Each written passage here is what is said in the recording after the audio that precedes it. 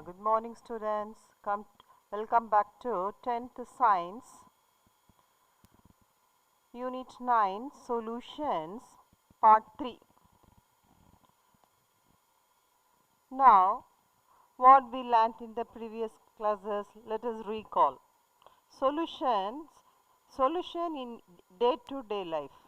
Components of solutions, binary ternary solutions and the types of solutions, aqueous and non-aqueous solution, saturated, unsaturated and supersaturated solutions, concentrated and diluted solutions, solubility and what are the factors affecting solubility, then concentration of a solution, last one mass percentage, and you have to find the volume percentage also.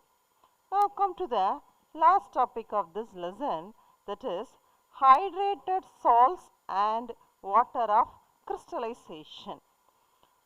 When the ionic substances are dissolved in water, ionic substance means NaCl or copper sulphate or MgSO4. So these ionic substances means it split into ions. So the ionic substances are dissolved in water to make their saturated aqueous solution, and their ions attract the water molecules and which then attach to the chemically in the certain ratio, and this process is called as hydration. Yes, come to the picture.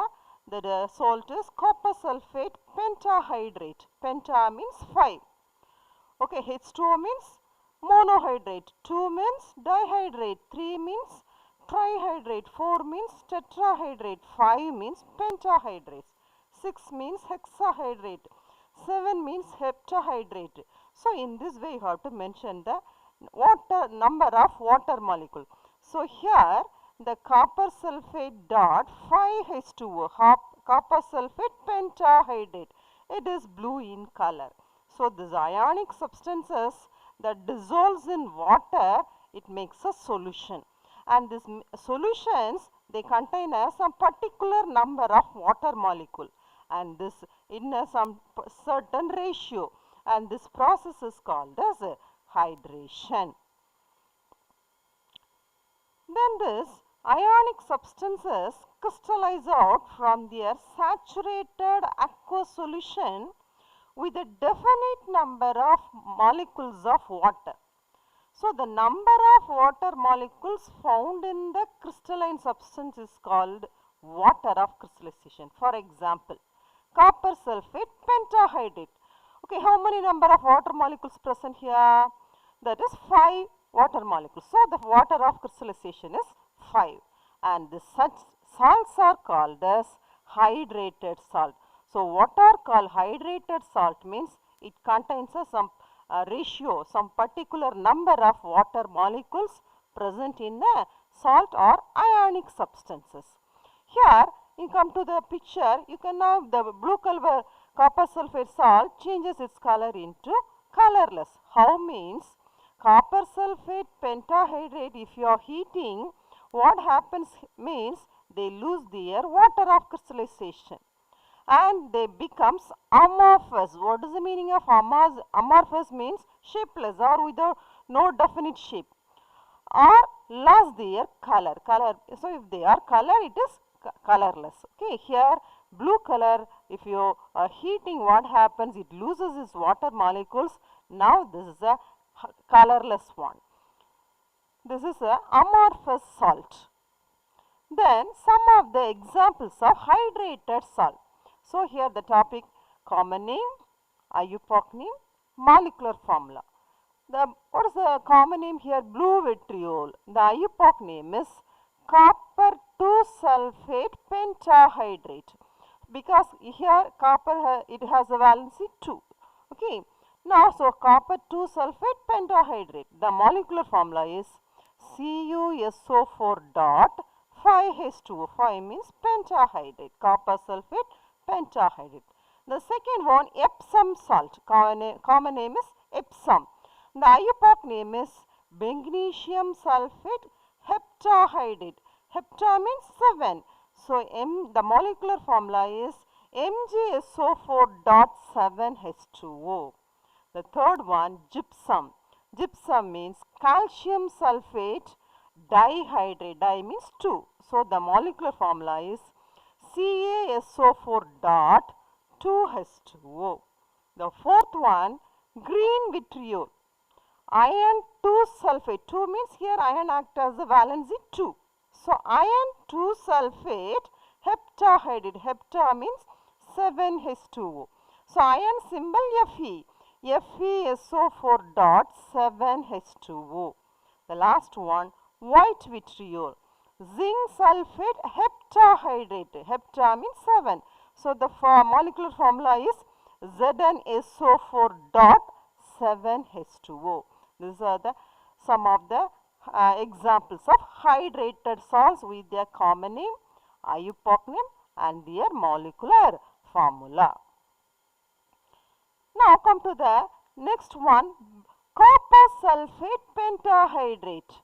This is the IUPAC name. What is the molecular formula? CuSO4.5H2O. What is its common name? Blue vitriol. So, here the number of water molecules in blue vitriol is 5. Copper sulphate dot 5H2O. Here the number of water molecule is 5. So, the water of crystallization is 5. Now, come to the equation first. Okay, copper sulphate dot 5H2O. CuSO4.5H2O. If you are heating, what happens? It loses its water molecule. 5 molecules of water it loses and it forms copper sulphate plus 5H2O. And this name is copper sulphate pentahydrate. If it loses its water molecule, its name is anhydrous copper sulphate. The blue color, if you are heating, it changes its color into colorless. Now, what happens here means again, this anhydrous copper sulphate, if you are cooling, what happens means again it turns into copper sulphate, blue copper sulphate pentahydrate. So, the number of water molecules of blue vitriol is 5. Its water of crystallization is 5. When blue colored copper sulphate crystals, if you are heating, it loses its 5 water molecules and becomes anhydrous copper sulphate. Okay, come to the picture. First, the copper sulphate heating before it is a blue in color. If you are heating, it changes its color into colorless. So, copper sulphate if you are after heating. Now, it is after heating, it changes its color in colorless. Now, you come to the next one. Now, you come to the picture. Now, this is hydrated copper sulphate and the next one anhydrous copper sulphate. This is copper sulphate dot 5H2O. If you are cooling, if you are heating, what happens? It loses its water molecule and it becomes colorless anhydrous copper sulphate. Again, if you are cooling, if you add a few drops of water or if you are cooling, what happens? This anhydrous salt again turns back into blue colored hydrated salt, blue colored copper sulphate. Okay, if you add a few drops of water or allowed to cool, the colorless anhydrous salt again it turns back into blue colored hydrated salt. Now, the second salt, that is magnesium sulphate heptahydrate. Hepta means 7. So, the IUPAC name is magnesium sulphate heptahydrate. The molecular formula is MgSO4.7H2O. The common name is Epsom salt. Now, its water of crystallization is 7. Now, come to the equation. Magnesium sulphate dot 7H2O. If you are heating, what happens? It loses its 7 water molecules and it becomes anhydrous magnesium sulphate. Look at the picture. This is a crystalline shape. Okay, both of them are colorless, but it is a crystalline hydrated salt. If you are heating, what happens? It loses its water molecule. It becomes amorphous anhydrous salt. It loses its water molecule and it changes its shape also. So, amorphous means it is a shapeless or no definite shape. Okay, so here the magnesium sulphate heptahydrate, the water of crystallization is 7. When magnesium sulphate heptahydrate crystals are gently heated, it loses 7 water molecules and becomes anhydrous magnesium sulphate. Again, if you are cooling this anhydrous magnesium sulphate, if you are cooling or you add a few drops of water, the colorless anhydrous salt, it turns back into hydrated magnesium sulphate. Okay, so in this way you have to find the crystalline salt and also the crystalline hydrated salt and the amorphous anhydrous salt. Here the hydrated salt means it contains a number of water molecules. If it is anhydrous means it loses its water molecule, so it is called as anhydrous salt. Now, if you add a few drops of water or allow to cool this, what happens? This anhydrous salt again it turns back into hydrated salt, that is a hydrated crystalline salt, that is magnesium sulphate dot 7H2O. Now come to the next topic, that is hygroscopy. What do you mean by hygroscopy? For example, some of the certain substances is come to the picture. Silica gel. What is its state, physical state? It is a solid like structures. Not only silica gel, quicklime, phosphorus pentoxide, anhydrous calcium chloride. Anhydrous means what happened here? It is a removal of water molecule. So these substances have been exposed to atmospheric air at ordinary temperature. So this atmospheric air contains some number of water molecules. So these substances absorb moisture means what happens means without changing their physical state. So they are in the same state, and such substances are called as hygroscopic substances, and this property is called as hygroscopy. Then hygroscopic substances are used as a drying agent. The examples are hygroscopic substances are concentrated sulfuric acid H2SO4, phosphorus pentaoxide P2O5, quicklime, this is calcium oxide, silica gel SiO2, this is anhydrous calcium chloride, removal of water molecules. So these are the examples of hygroscopic substances. These substances, they absorb moisture, they remains in their same state without changing their physical state. So this property is called as hygroscopy. To come to the next one, delicescence. Now here some of the substances are hygroscopic. What are the substances are hygroscopic? Silica gel, anhydrous calcium chloride, concentrated sulfuric acid. So these some of the substances are hygroscopic. When exposed to atmospheric air at ordinary temperature means it absorbs the water molecules. It absorbs the water molecules and get completely dissolved. The substances are completely dissolved means it changes its state. In hygroscopy, without change their state. But here it absorbs the moisture from the atmospheric air, and the substances get completely dissolved, and such substances are called as delicescent substances, and this property is called as delicescence. Come to the picture.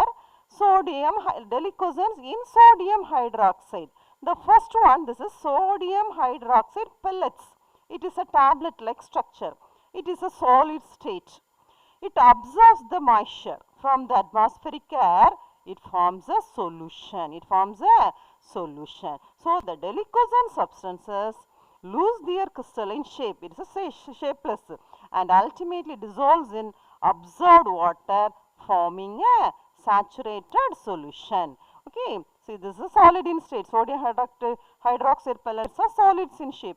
Now it absorbs the moisture and it gets dissolves to form a sodium hydroxide solution.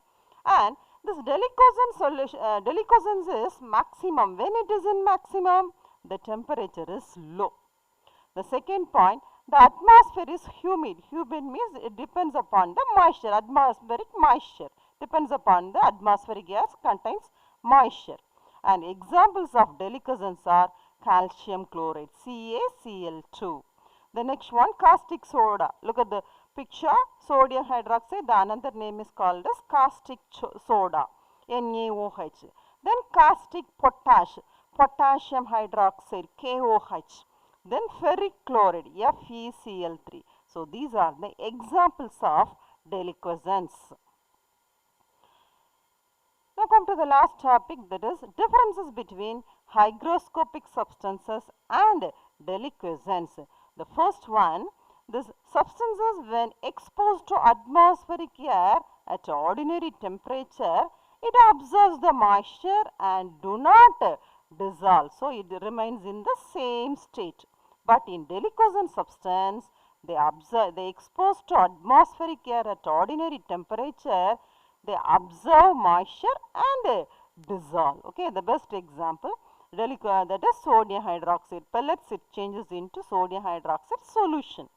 The second point, hydroscopic substances do not change its physical state on exposure to air. So remains the same state, do not change its physical state. Then delicescent substances change its physical state on exposure to air. Best example, the sodium hydroxide, the solid state, it changes into solution means changes into liquid state. The third one, hygroscopic substances may be amorphous solids or liquids. So okay, it is a shapeless or no definite shape solids or liquids. But the delicescent substances are crystalline solids. The best example, sodium hydroxide pellets. These are the three differences between hygroscopic substances and delicescent substances. Yes, now come to the assignment. First one, what is called hydration. Second one, name some of the hydrated salts.